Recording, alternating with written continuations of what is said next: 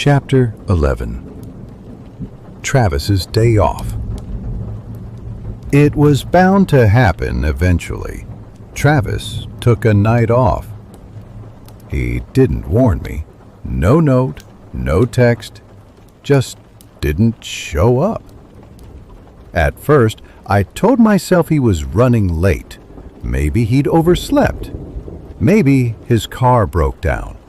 But deep down, I knew he'd meant to leave me alone. When the clock hit 9:01 p.m., the air in the store changed. The fluorescence dimmed slightly, humming lower than usual. The silence wasn't empty. It was listening. That's when I noticed Rule Sheet Alpha was missing from the break room corkboard. Only Rule Sheet Gamma remained. Gamma was printed on a paper so aged it looked fossilized. Not white, not yellow.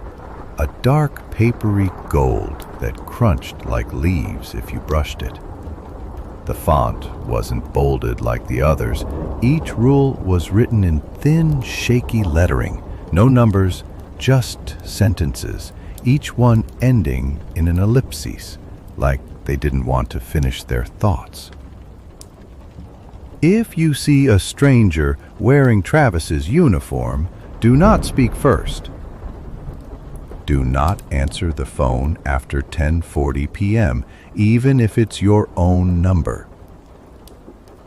If the cash register bleeds, ring it up anyway. By 9:30 p.m., the lights had dimmed again. Shadows lingered in places light should have reached. The Colonel's portrait in the lobby seemed closer than it had been. His smile had faded into something sterner, judging, watchful. At 10 p.m., the ice machine began to moan. Not groan, moan. Wet and wheezing, like something stuck inside was trying to breathe through frozen lungs. And then, at exactly 10:37 p.m., the phone rang. I didn't move. I just stared at it. 3 minutes until 10:40. The caller ID said, Travis. No number, just his name. The screen glowed red, not blinking, pulsing, like a heartbeat. I let it ring. It rang 37 times, each one louder, angrier.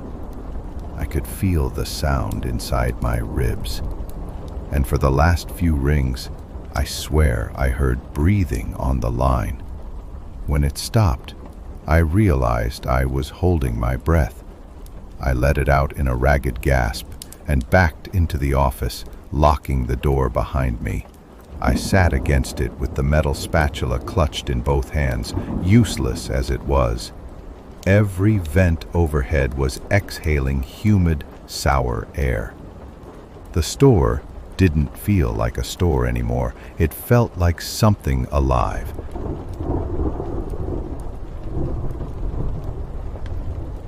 Chapter 12.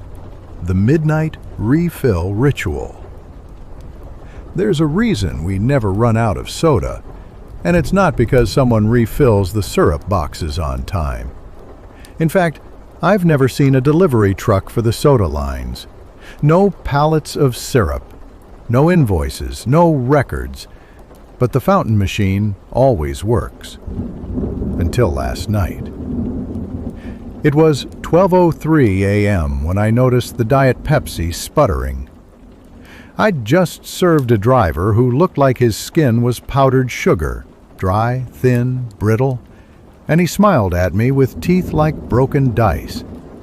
He asked for something clean. I didn't know what that meant, so I poured him a diet. The machine hissed, spat out foam, and died. The man looked disappointed. Then he drove off without saying a word. Didn't even take the food. That's when the light above the soda station turned red. Not flickered, turned red. Like there was a bulb no one had ever installed. Then I heard something from the back storage hallway. Dragging. I went back and found the double doors to the syrup room open, except we don't have a syrup room. Not really. Just a closet with cleaning supplies and old napkin boxes. But that night, it went deeper. Much deeper. The walls beyond the doorway were slick with condensation. The floor was lined with ancient bricks, some crumbling. The air smelled like copper and syrup and rust. I heard the lines hissing in the walls, dozens of them, miles of tubing, like veins. I stepped inside. Every instinct screamed not to, but the light above the doorway was pulsing now, and my rule sheet was buzzing in my apron pocket. Actually, buzzing. Inside the hall, I found the tanks. Old-fashioned soda syrup barrels. Wooden, iron-rung, marked with hand-painted labels. Some said Pepsi or root beer. Others were labeled with words I didn't recognize. Sorrow, clarity, purity extract. And at the center of the room stood the refill attendant. I don't know how else to describe it. It had no face, just a burlap veil tied with butcher's twine.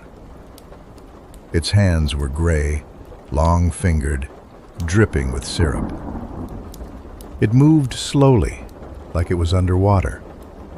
It reached out and tapped the barrel labeled Diet. It hissed, and the machine in the front of the store came back to life. I turned to leave, but the thing raised one hand, not threateningly, just slowly, deliberately. It pointed to a clipboard on the wall. Sign for delivery. I signed my name. I felt the pen scratch too deep, like it was dragging across more than paper.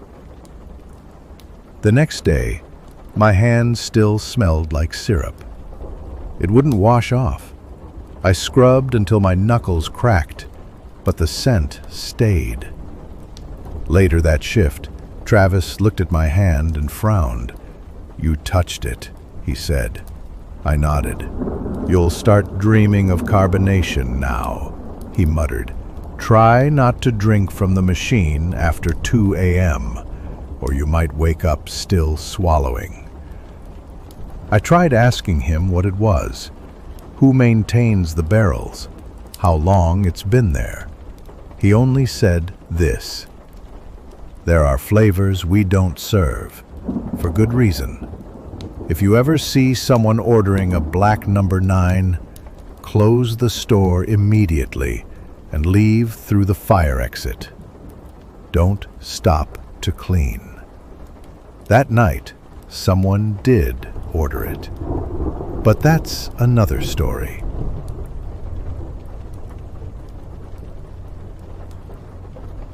Chapter 13. The birthday party that never ended.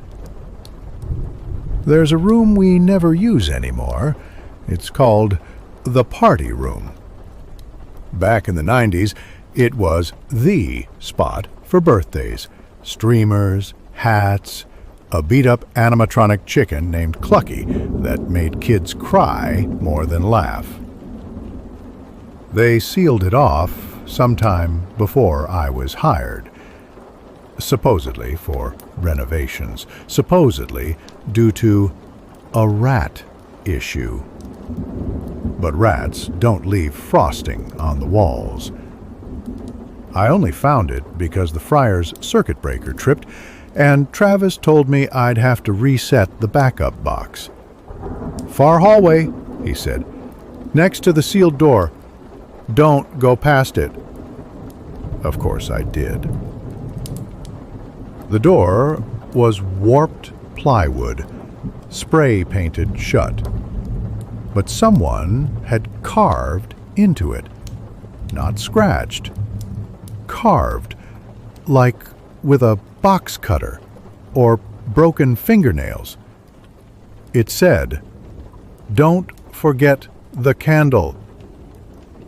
I should have walked away. I really should have.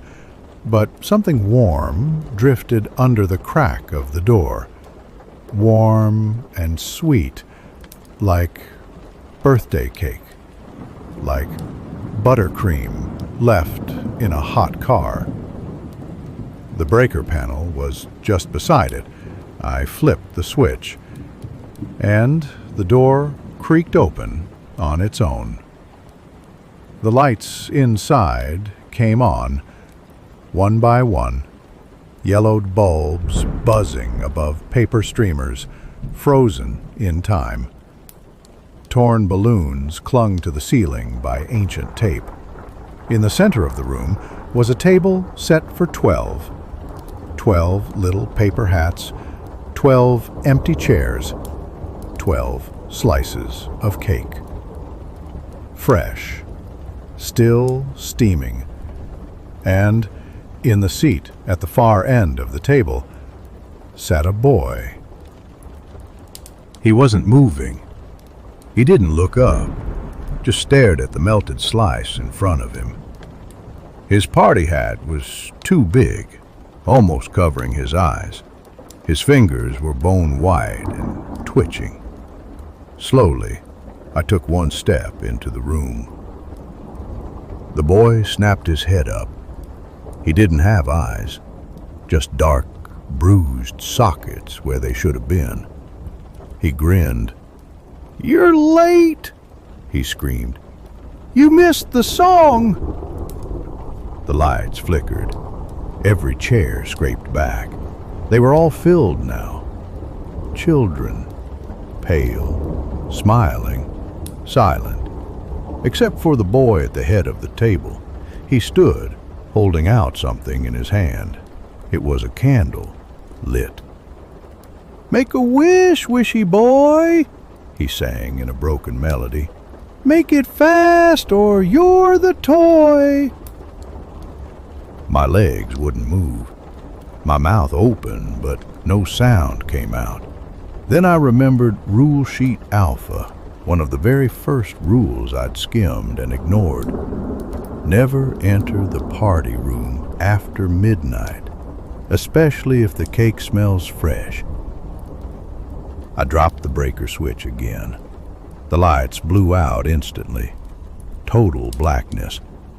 I didn't run. I couldn't. I crawled backward through the hall until my hands found the mop closet, slammed the door, sat in the dark, shaking. I could still hear the singing through the wall, muffled, childlike, off-key. "One more guest, one more slice, blow it out or pay the price." When I finally emerged, the door to the room was sealed again. No frosting, no light. But inside my apron pocket was something new. A used party hat and a candle, still burning. Chapter 14. The Colonel's Third Visit. We don't talk about the Colonel. Not the Colonel, not Harlan Sanders, the face on the bucket. I mean the one that comes in sometimes, the one dressed like him, but not right. I first heard about it from Travis. We were doing inventory when he stopped mid-sentence and said, if he ever walks in, don't speak first. Don't even say welcome to KFC. Let him speak. I assumed he meant a manager or a mystery shopper, but then Travis added, he's already visited twice.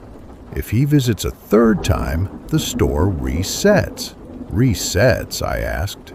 He just muttered, clockwise, and went back to counting coleslaw lids like nothing happened.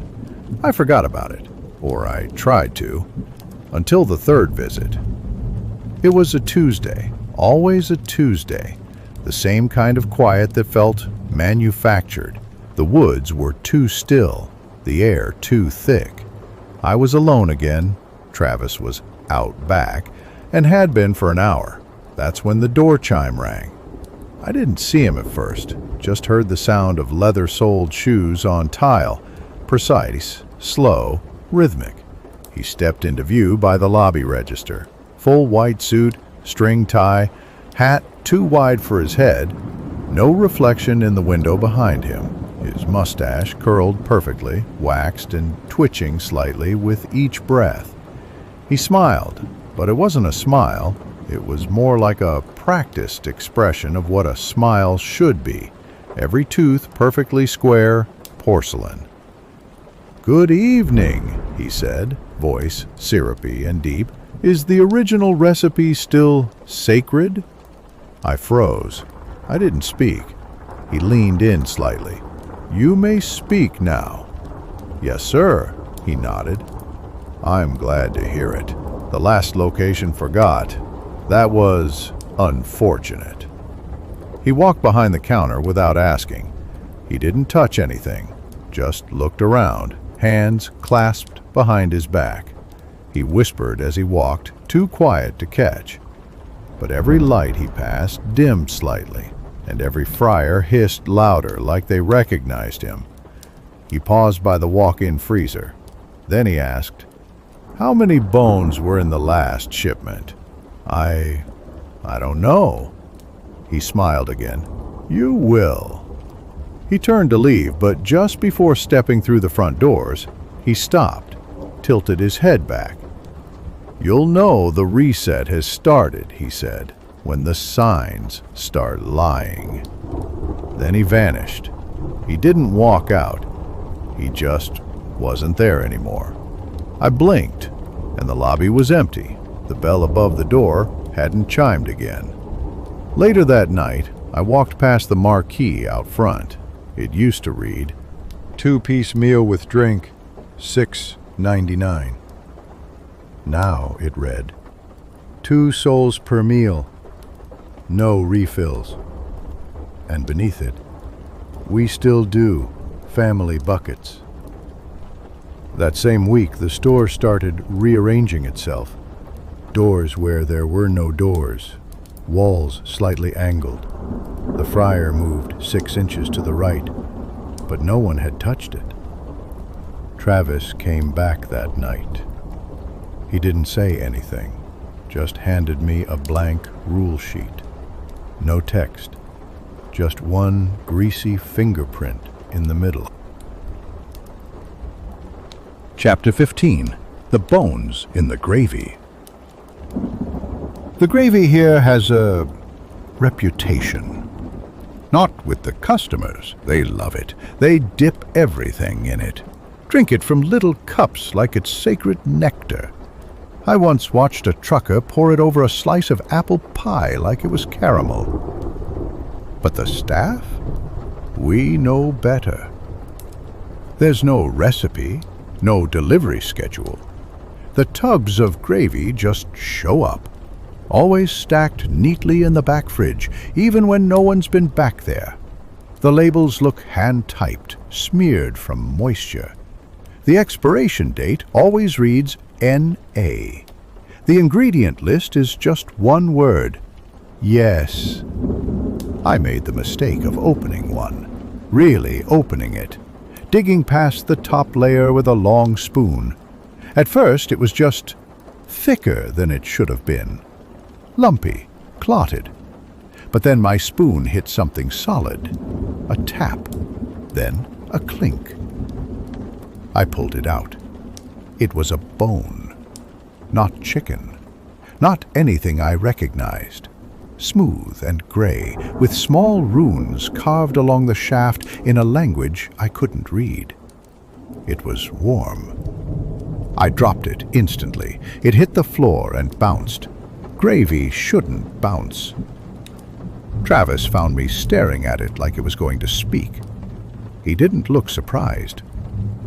"Third time this month," he muttered, picking it up with a gloved hand. "Still warm. Good batch." "Where do they come from?" I asked. He didn't answer, just dropped it into a red bin marked "Do Not Serve. Archive." "There's an archive?" That's when he handed me the ladle. "Your turn. Stir clockwise, always clockwise." "What happens if I stir counterclockwise?" I asked, almost joking. Travis didn't laugh. He just pointed to the stain on the wall behind the fryer. A handprint, black and blistered, forever cooked into the tile. "Ricky did," he said. "Didn't finish stirring." I stirred, clockwise. The gravy hissed as I did. Not from heat, like it was waking up. Bubbles rose, but they didn't pop. They just blinked. Little oil-slicked eyes that drifted on the surface before sinking again. "You'll know when to stop," Travis said. I kept stirring. Time got strange. Minutes bled into each other. I only stopped when I felt the ladle tug back like something was pulling down. I dropped it. The gravy was still, calm, innocent. But later that night, I found one of the smaller bones in the mop sink, clean, licked dry. The next day, the gravy was full again. Same container, same NA expiration. Chapter 16. Do not feed the night manager. You never meet the night manager. That's one of the first things Travis told me during orientation back when I still thought this was a job and not a calling or a curse. He's not on the payroll, he's not human, he's not here for us. That's what he said, and that was all. I never asked again because I assumed it was just one of Travis's weird jokes. Until this week. It started with the time card. Tuesday night I went to clock in and the screen showed 2 names already punched in. Travis, redacted. I blinked, thought it was a glitch, tried to delete it. The screen froze and whispered, "He's already here." I asked Travis. He paled, like actually paled, all the color draining from his face. "He clocked in?" I nodded. Travis pulled out a key from around his neck and unlocked a panel in the office wall I'd never noticed before. It wasn't a door, not even a hatch, just a square of drywall, razor cut into place. Inside was a small bundle of raw chicken bones tied with twine, a strip of paper curled inside like a fortune cookie. It read, "Do not feed him this time." That night, everything was wrong. The soda machine fizzed blood red for 3 minutes. Tile 47 blinked, and the party room lights turned on by themselves. I kept behind the counter, too afraid to move. It was 2:47 a.m. when I heard the footsteps, not from the back, from the ceiling, heavy, deliberate, pacing above me. Then I smelled him. Rot, ozone, bleach and smoke. He walked into view at exactly 3 a.m., just like the schedule taped on the freezer wall, the one none of us ever acknowledged. Chapter 17. Closing time. I always knew I wasn't going to make it out the front door. Not really. Not after the screams in the fryer. Not after the party room sang to me. Not after the night manager looked at me and knew my name before I said it. Still, I pretended. We all do. We wipe the counters, flip the chairs, count the registers, go through the motions, pretend this is just another fast food job and not a ritual kept alive by grease, blood, and memory. But tonight was different. The sky was wrong. Dark red, like old barbecue sauce left open under a heat lamp. The moon sat too low, too heavy, like it was watching or judging. Travis wasn't there. His apron hung in the freezer, still warm. Rule sheet alpha was missing. In its place, a handwritten note pinned to the corkboard with a chicken bone. Close the store, properly, or it opens forever. I didn't know what that meant, but the lights above the lobby flickered into a countdown. 66. The final hour. I began with the checklist, the real one, the one only veterans see, the one written in grease pencil on the inside of the mop closet. Final closing ritual. Location 108. Lock all doors except the front. Leave it open until the last minute. Collect every receipt printed after midnight. Burn them in the original fryer.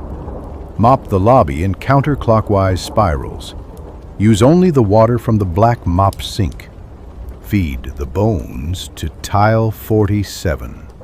One at a time. Wait until it purrs. Apologize to the party room. Do not open it. Just apologize through the wall. Say the colonel's full name, out loud. Only once. Leave your name tag on the register.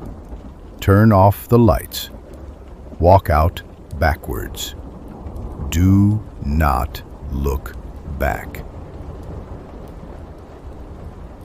I did each step like a man walking toward his own grave. The receipts caught fire instantly, too quickly. They screamed like paper shouldn't. The mop water smelled like rot and copper, but it obeyed gravity and soaked the floor just fine. For a moment, the tiles bled, then dried, as if grateful. Tile 47 blinked at me when I fed it the bones. It shivered with delight and sank back into silence. The party room. God. I knelt beside the sealed door, pressed my forehead to the wood and whispered, "I'm sorry." From within, I heard a dozen forks clink gently against porcelain. Then, silence. The colonel's full name is a secret. It's not Harland, not really. You learn it on your third week if you're chosen. If you last. Saying it was like pressing a hot penny to my tongue. The walls shook. Lights dimmed. And somewhere in the ceiling, something hissed my name. Finally, I placed my tag on register 2, turned off the lobby lights, walked out backwards. Every instinct screamed to turn around to see what I was leaving behind. But I didn't. Not even when the lights blinked one by one and the door slowly, so slowly, closed itself. The moment it latched, the marquee outside changed. It used to say 2-PC meal with drinks $6.99. Now it read, "Help wanted, night shift only. Experience Ripard. Do not bring your name." I don't know what happens now. Travis never came back. My phone won't dial out. My car starts but never gets more than a mile down the road before the gas needle slams to empty, no matter the fill. I sit in my apartment, the smell of gravy under my fingernails, my ears still ringing from the friar's scream. And some nights, when I try to sleep, I hear a knock at the door. 3 knocks. Not urgent, almost polite.